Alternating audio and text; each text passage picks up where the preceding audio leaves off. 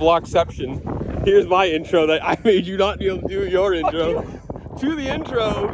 Here's the intro to the home game poker night where I'm going to dominate and absolutely take everyone's monies. Hey, learn how to play sets and queens. All the dollars shall be mine. Learn how to play top set.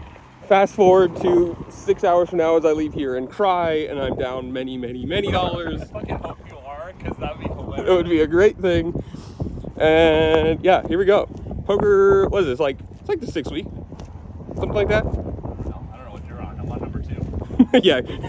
Yeah. Keep bugging him.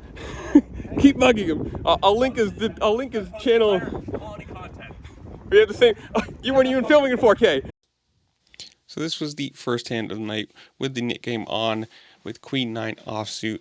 Ended up flopping Jack 8, 3 or something like that. Completely irrelevant. Third card with the gutter ball.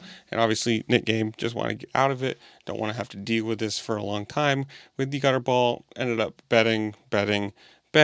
Came out king on the river. So just continuing to barrel. Just trying to say, yes, I've got a hand already. And I'm not worried about anything else. And it's the Nick game. You're going to end up folding or showing anyways, and so it's kind of a funny thing when you can show you had absolute air, going $10, $15, and then $25 on the river, just basically triple barrel bluffing. Obviously he didn't have anything else, so it wasn't really the worst hand in the world. Obviously, you would have liked to hit the 10 for the gutter straight and feel really happy about it, especially when, a king comes on the river. If cards had been different, it would have been a nice, perfect straight run out. But, I think this was like the third hand of the night to win $25, $30. Not exactly the worst start in the world. So this hand was pretty good. The hand was pretty good, but I'm pretty sure I played it horribly. King Jack offsuit, pretty nice hand, especially Broadway draws, covering a lot of other straights, or ace king, whatever. First mistake right here, ended up just calling the $5 instead of raising this hand, especially considering how it runs out. But ended up getting 1, 2, 3, 4, 5, 6 people into this pot, so a $30 pot, not exactly the worst thing to start. And flopped pretty good. Top 2 pair, King Jack 4, so pretty nice hand. And this is where I'm really regretting not betting earlier. We get an open fold, a check, a bet to $20, and I make it $40 trying to build this pot because obviously top 2 pair, I feel pretty good here. And we're getting a fold, and then, another fold because, like I said, the 7 deuce game was on, and that's what he was playing. So sadly, not a super amount of profit for me, but not a bad start too. As you can tell, the start of this hand is the start of another knit button game. 5-6 suited. Again, you want to just get rid of the button as soon as absolutely possible. And this is a 1-1 game. So we had a $2 straddle, a $4 blind raise, I believe. I ended up calling, and from there we just have some fun. And I'm sorry about the glare. I didn't write any notes down, so I'm watching these back as I'm recording these to try and remember this. So I couldn't tell you what the cards are. I need to either sit on the other side of the table or actually take notes. But 5-6 suited, not exactly a great hand. We ended up turning the flush, so it's a good way of just getting rid of the knit button early. Obviously, pretty happy about that, especially consider $4, $6, $12, or $10 into the pot. I check, he bets 10. We get a call from 10, and then I call, obviously, onto the turn. This is where I turned it, so it was like a Broadway draw board, so not exactly a great thing for me, so this is why I end up not really happy about this, but I bet 15, we get a call and a fold, and then the river, I didn't really feel good about my flush. Obviously it's not the greatest one in the world, so when I check, I'm really hoping maybe he puts in another $15 and I can call, but I ended up just being happy with taking down the pot, hitting a flush, getting rid of the knit button, and then being able to move on to the next hand without having to worry about it. And, it's just a positive hand. Winning is winning. You can never really be mad about it, honestly. So this was another one that I mistakenly played horribly. There was a $2 straddle, a raise to five. I ended up just calling the $5. I really should have raised this, especially with how this hand played out.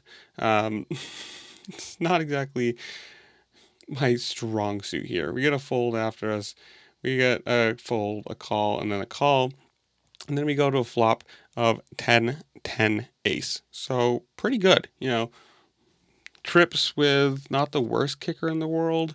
And then also, this is a mistake too. I ended up betting out of turn because I forgot that my buddy to my right still had cards. So he checks. I bet 10. It effectively did nothing. We got a fold and a call, and then he folded anyway. So he can complain about his missed action all he wants. He probably saved money for not being in this. The turn was a king, so ended up, turning a Broadway draw.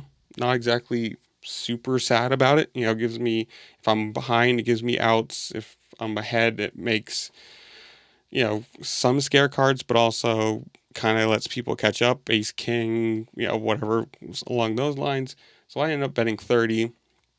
End up eventually getting the call. And then the river was a 9, so kind of inconsequential. And I think this is also where I end up screwing up my bet sizing again. I ended up betting 40, which not exactly a small sizing, but for the pot, 60, 70, $80. I guess it's like a half pot bet. Probably could have gone larger, especially in the hindsight of what he ended up calling with an ace and going, oh, I got an ace, and I flip over my queen 10, and definitely probably $60, $70 maybe could have gone full pot bet, but again, profit ended up not a horrible hand, and I'm happy with that. Again, sizing not great, but never said I was the best player in the world, so we'll improve maybe. So sometimes you're just going to lose hands, and this is one of those hands. Ace 10 offsuit. It's a good thing it was just kind of a cheap hand, I guess you could say, in the long run. Ended up running out a straight against the nut straight. So 7, 8, 9. I had 10. So figured, hey, that's a pretty good straight here. She ended up having Jack 10 of spades, so just the one better straight. And it was funny, in the middle of the hand, somebody had said, oh, Jack 10 of spades would have been good here. That's exactly the hand she had. And so sadly, it's not exactly the worst hand in the world. I mean, 10, 20, 35, $45. I mean, granted, I could have gotten off for cheaper if I had just checked back the river, but again, you have a straight. You're never going to expect, like, the top end of the straight, especially too. You're never going to expect somebody to have Jack 10 there, but it's kind of one of those things where your hand improves, but also their hand improves, and you can't get away from it, because what are you going to do? Say, oh, I think I have the nuts, but I'm just going to, you know, lay it down and say perfectly fine. But again, can't be perfect. Probably could have gotten away from this, but oh well. Can't always be winning. Have to include some funny losses too. This ended up being another one of those hands. Jack 9. Again, sorry, I don't remember the cards and can't see them because super glared. But it's just another one of those hands where you have a hand and you just end up having, the second nuts compared to the first nuts on the example. Ended up getting a king of clubs on the river, which ended up being the third club. And that created or ended with me getting my straight and feeling pretty good about it, because I'm pretty sure I had already flopped or turned the straight, and the king just made it a better one. The only thing I'm thinking I'm losing to is like, the ace jack kind of Broadway hand, and well, ended up losing to a flush. He ended up going all in. Well, I bet 40. He went all in. I snap called, and yeah. So this is one of those, again, just one of those hands that you think you have the nuts. Obviously, you can't. There is 3 clubs on the board. You kind of have to think about, well, maybe he could have a flush, but didn't really expect him to have, it was like 10-4 of clubs. Not the greatest flush in the world, and also kind of a bad hand to be playing all the way through. But as you'll see as this night goes on and as his stack to my right grows exponentially, it was just one of those sun running things where yeah, he won a lot. And so sucks 2 hands in a row, losing straight to better straight and then losing straight to flush. But again, you can't win every single hand. Probably could have gotten away from that if I had realized or paid attention to maybe he's got a flush here, but I didn't think he had that. I figured my hand improved to a better straight than I had before, and I was pretty happy with it. And well, again, losses happen. You just kind of have to move on from them. And this wasn't horrible because at the end of the night, well, if you continue to watch the video, you'll see where I end up. So stick around and hopefully we can move on from these 2 losses and do something better. So this hand was not too far after the straight over or flush over straight hand, so kind of a little bit short, but Queen 8's one of those funny hands that I really like. Queen 8, Queen 9, they end up doing really well for me, or at least it seems like it does. And for $1, whatever. We basically got a family pot except for one person folded, I believe. And wouldn't you know, the flop is beautiful. 9, Jack, 10. So flop the straight. Super happy about it. We get a $5 bet, a $15 raise from the guy on my right. And at this point, like I said, I'm still just short stacked from the flush hand. So I ended up saying screw it, jamming. And it ended up being like $97. So probably more than I thought it was. And also compared to the pot and the bet, it was, I don't even believe it was a PLO kind of bet you could do. But I ended up getting a call to my left, a fold and a fold. And I asked her, do you have hearts? She said yes. There's 2 hearts on the board. I don't feel too bad about it, having the queen of hearts. I mean, technically, 2 come out. I'm probably good here. And, well, ended up just bricking out. No hearts, no bigger straight, no anything like that. So a nice little double up. Don't have to worry about it. And it's a little high point after my blip. It's always nice flopping perfect straight. I mean, having the bottom and the top end of it is such a weird thing, but you can't be super mad about it, I guess. And this is not the worst hand in the world. I mean, flopping straights is always good. I wish there was one more person, and obviously, hindsight, I don't know what they folded, but you wish there's another person in there just for profit side of things, but you can't be super mad about it. And a little bit of an uptick after my drop. So straights, pretty good hands.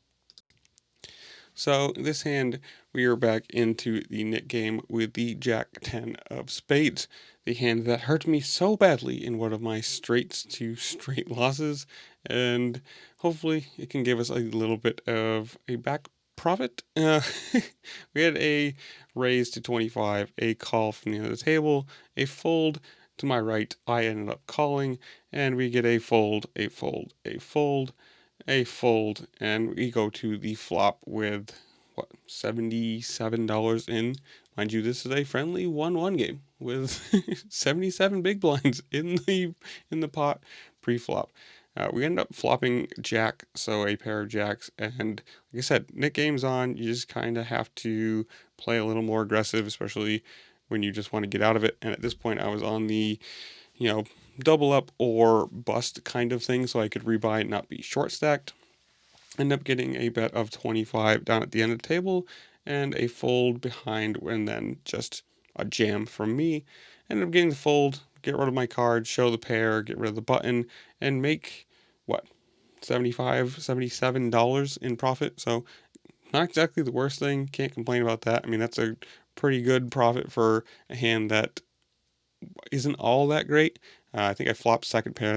Pretty sure there was a king there too, but sadly, I don't remember because glare and I don't take notes. Sorry. Here. So this one, we're back with the King Jack offsuit. Worked out well for me in the beginning of the night, and kind of happy about it to see it again. And this is going to be one of those hands that you could probably say is just going to be bad. It ends up being that kind of hand. I end up raising to 15.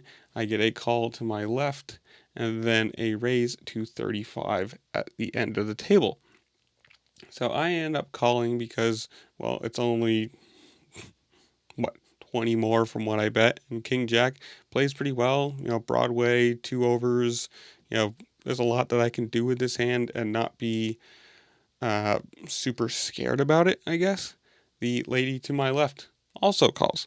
So in our friendly, again, 1-1 game, we have $110 pot going into pre-flop. I mean, that's, you gotta think the math is kind of funny here, and this is just kind of the way this game plays. Everything's bigger in Texas now. Our home game is pretty big too, and we end up flopping top pair, which was pretty good you consider, but also kind of bad on the run of it because it was a king queen 10 board.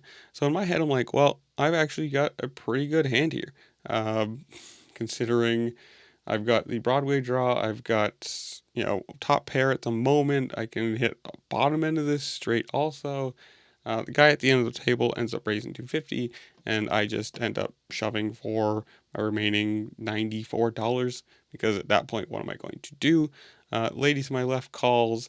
I end up with two pair, losing to the lower end of the straight with Queen 9, and then also the top end of the straight with the ace for Broadway. So it's just one of those hands that, everyone's going to lose except for the person with the absolute nuts because we had nuts, second nuts, and third nuts all on the same hand. And well, this is where the rebuy starts and we start going the other way, which is nice. Back in the Nick game with the ace jack offsuit. You join us after a $2 straddle a call. I end up making it 10. We get a call, we get a call, we get a call, and we get a call. So we're going 1, 2, 3, 4, 5 ways to the flop with nothing. No pair, but hopeful, and well, we're wrong. It was like 9, 9, 5, 8 on the flop. Absolutely nothing. End up getting checked over to me. I go $25. Again, the game, trying to just get some people out of the way. End up getting one fold. Feeling pretty good about that one. And, well, then you sit here and you're like, oh, okay, get another call. Or get a call. Not exactly the worst thing in the world. I mean, you can't be super mad about it. And then a call behind. So now it's kind of going, well, geez, I might have to really keep bluffing at this one. And then the turn is the jack. So I technically have top on this board. There's no real draws. I'm not really worried about any straight draw staying in or anything sadly like that, or scary like that, I guess I should say. So I ended up going $50, figuring, this pot's what, $100 plus right now. I just have top pair and a good kicker. I don't want to really see more cards end up somebody with two pair or end up some stupid straight again with the money in the pot and with the net game going. So I ended up going for $50, and then we sit here in the tank for a while as the guy at the end of the table just considers his options. And at a certain point you kind of think, okay, well, I'm probably good. If he calls, I'm not going to be super worried about it, especially after, 20, 30 seconds of tanking. Either you're really good or this is, super Hollywood at a certain point. But at a point, he ends up just making the fold. I end up taking it down. Pretty good pot, actually. Again, this is after the rebuy, so can't really be sad about this. I mean, consider I raised a 25, get a bunch of callers, and then end up getting, profit afterwards too, both on the flop, but not on the turn. And there's the fold. There's me showing the cards, and this is where we start going the positive direction, and pretty happy about it, actually. So you join this hand with me showing you the pocket jiggities. Brad Owen, anybody? Brad Owen? We have a $1 call, raised to $12. And then this is where I ended up making a mistake. The guy down at the 1, 2, 3, 4, 5, 6, 7 seat, I guess technically, or 7 seat for me, the 9 seat on this table, ends up taking a while, and I just ended up not paying attention fully. This is fully my fault, and you can say good, bad, whatever, however it works. So he ends up folding, and I missed that my buddy still has cards, because I thought he folded already. It took that long, I just wasn't paying attention. So he was going to end up calling. He puts the $10 raise in, or $10 call in, I end up, the action stays for me for the 31. Mind you, all of these people are dealers or floor at the casino, so it got worked out. But so I made the mistake of going to 31. The girl left to the left of me thought that it was still on the guy to my right. And this is where we end up in some Funnyville. We get a fold, we get a fold, we get a fold, and that's the hand right there of her asking, "Are you folding?" And he's thinking it's got to go all the way around to him. And well, he gets told, "No, you can fold because you didn't technically put in all the money." Whatever. I don't know. We get a fold. We get back to the original raiser, who ends up asking what's going on, and that I raised to 31. And it's kind of a stupid hand. Like, this is fully on me. I made the mistake of betting out of turn. I don't think it really would have changed all that much, obviously, considering everyone just fold around. So it wasn't like there was a bunch of other action before. He thought it was the same amount because you can't really see the difference between the greens and the whites from end of the table to the end of the table. So it was a whole thing of confusion, a whole horrible cluster of a hand that I started. I will fully admit this was my fault. He ends up folding anyways, and we're back on the net game, so this is a while again. And Pocket Jacks, and from there we ended up talking about Brad Owen and Jiggities and the names of hands. So again, a profitable hand, but just kind of a really screwed up one, and it was fully on me for just having the not paying attention fully. We'll just put it there. But I mean, you're winning, can't really complain about it, especially with pocket jacks. You don't really want to see a flop and have an ace come out. So happy mistake. Who knows how you want to say it. So you join us after a raise to 35 with the best hand in poker, the pocket aces. There was a raise to 11, a call. I ended up going 35, and the guy ends up saying, "Well, it was only 11," making the call. So, my respect at this table is null and void, I guess, which is good on this hand in the hindsight. We end up getting a call behind him, so this pot's building nicely. I'm perfectly happy with how this is going, figuring if this pot gets big enough, I'm just going to jam any flop, just whatever. It's, I'll show my strength and just put my nuts on the table and be gone. So I end up getting another call for 35, and I'm starting doing the math like, okay, well, there's a pretty good amount of money. And then the original raiser just shoves. And so we do end up doing the count.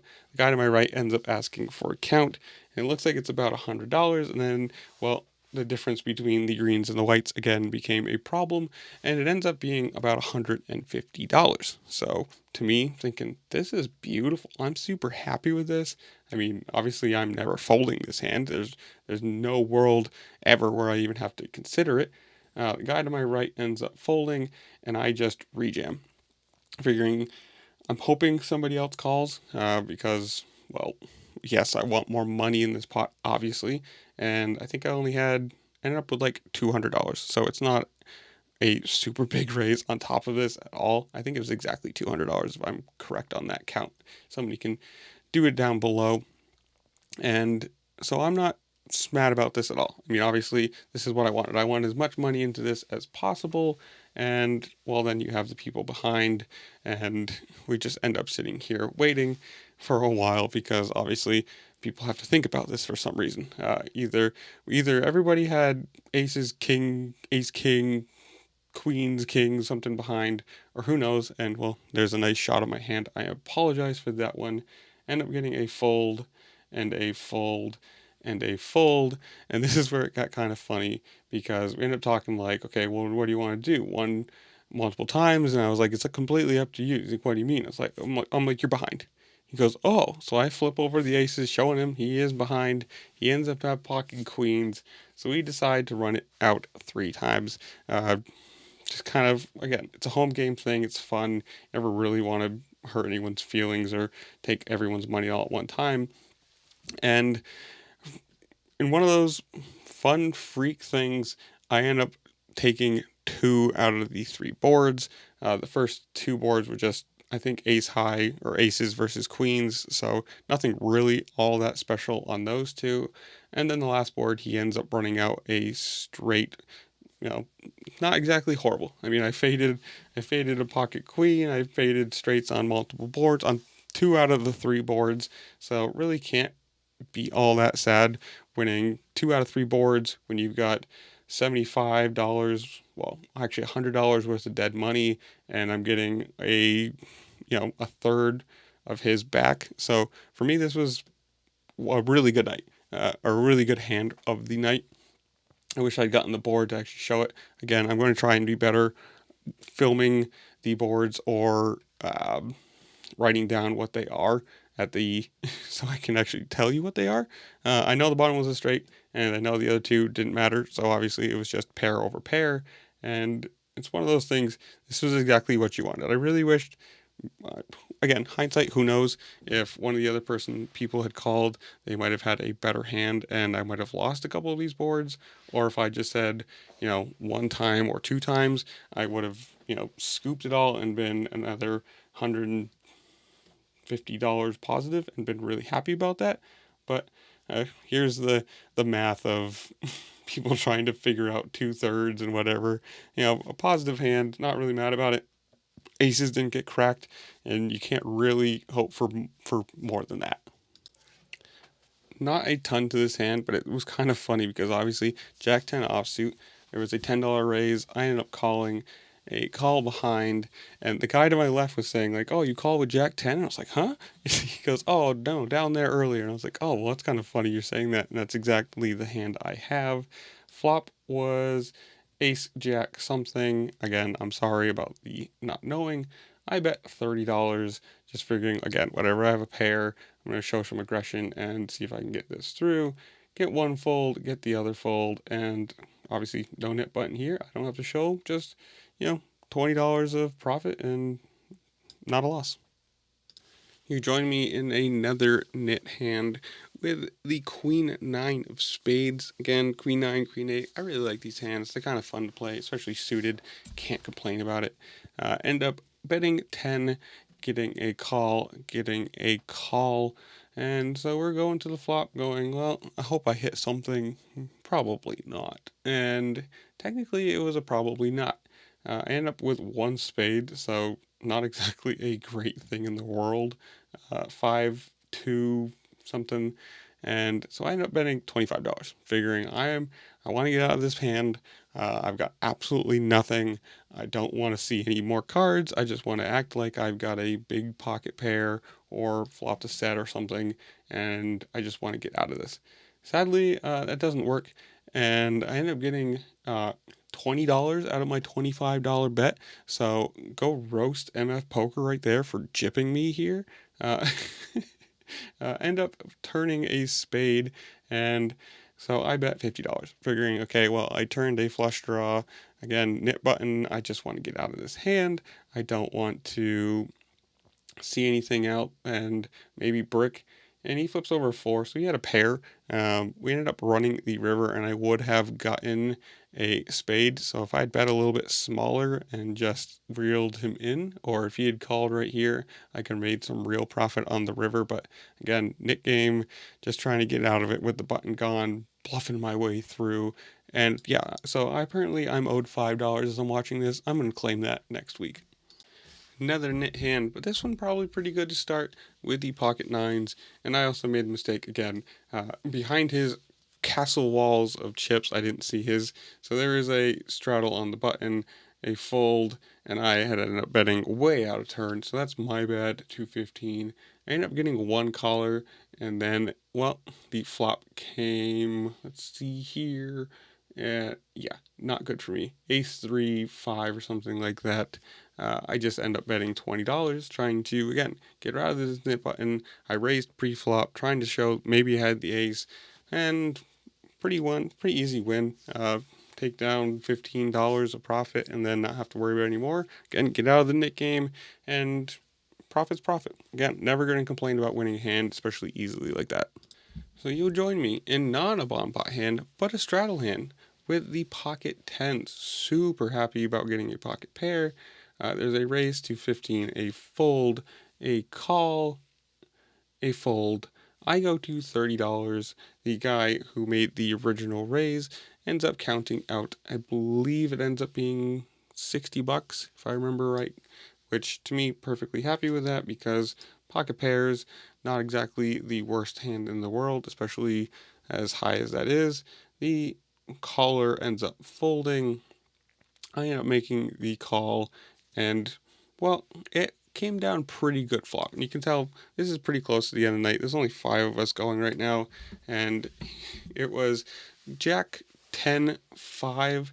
I end up flopping middle set, and he goes all in. I snap call, and, well, take down a hand with take down a 3-bet, or a 3-bet, a 4-bet hand, with a profit like that. Not exactly the worst thing, especially at the end of the night. This hand ends up being pretty good both in the start and also the payout. So we get a limp onto our right. We raise to $15 with the ace king offsuit. Get a call. We get a fold. We get a fold. And we also get a call to our right. So $45 into a pot with the best drawing hand in poker. I mean, I guess technically not suited, but, not too bad. End up flopping king. So top, we get a check to our right. We're going to try and pile money into this and make some profit. We go 15, we get a call. Guy to our right ends up folding, so 2 ways to the turn, hoping I can just keep barreling this hand with a 4 on the turn. Doesn't really change anything at all, so I end up going $40. End up sitting here looking, hoping, please call. I feel like I'm so good. Continue to give me your money. He ends up calling, and, well, so we're now 80, 90, $100 into this pot. Feeling pretty good. 3 on the river, pretty safe. Not too worried about anything he's got. So I put in the 2 green chips for the $50. He ends up cutting out the calling chips, and I'm going to let this run for a while. I end up flipping it over, and you can look at him go, oh, and he throws his cards in. And so I get the nice pot, I'm raking it in, and you can see the girl who's dealing looks at him and then just goes, huh, what are you playing? And it was just kind of one of those funny things of like, it was absolutely nothing or just trash, but pretty good profitable hand for me, especially just from, heads up basically. Now, this one was probably the hand of the night from pure profit and just the way it ran out. We're back with the American Airlines, the best hand in poker. Super happy about it. There's a raise to $15 from the end of the table, a fold to my right, and I bump it to $40 off of the $2 straddle. Straddler ends up folding, and this is where things just start going off the rails. He asked how much it was.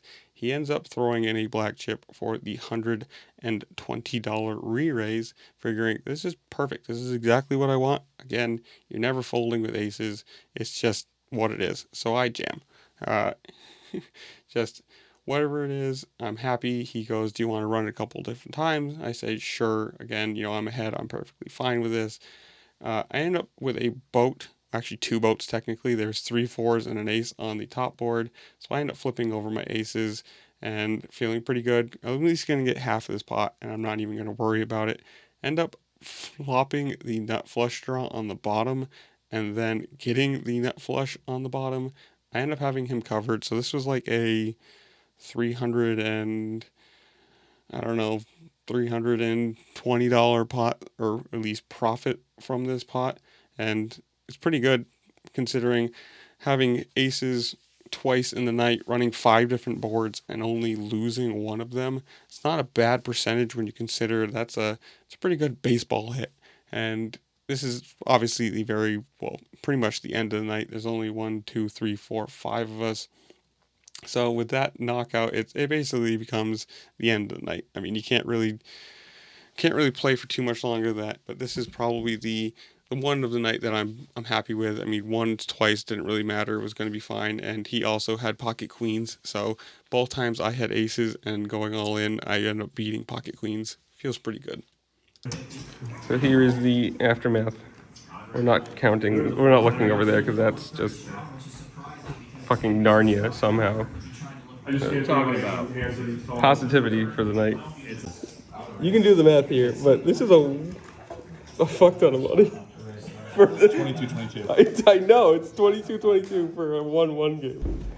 I'm so mad at myself. So here's the outro. Oh yeah. Oh yeah. Here's my outro, leaving, and my intro was wrong. I didn't get fucked.